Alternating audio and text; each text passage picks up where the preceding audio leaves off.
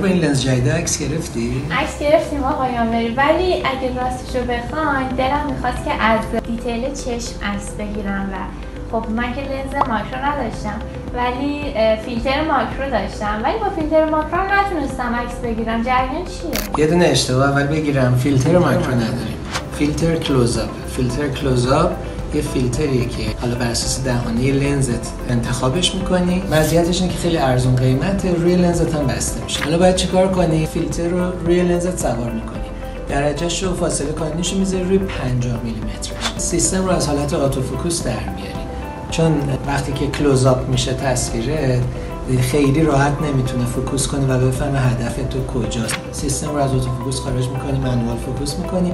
حالا خودت باید این شکلی به سوژه نزدیک و دور شی. اونجایی که اون چیزی که میخوان رو دقیق داره نشون میده ثابت میمونه. مطمئن باید بشم که اونجایی که میخوام رو واضح کردم. حالا ساده ترین تکنیک اینه که از دیافراگمای بسته تر استفاده کنیم که محدوده فوکوس بزرگتر بشه. اگر نه از تکنیک فوکوس استکینگ استفاده میکنیم که رنج وسیع‌تری رو تو فوکوس نگه داریم.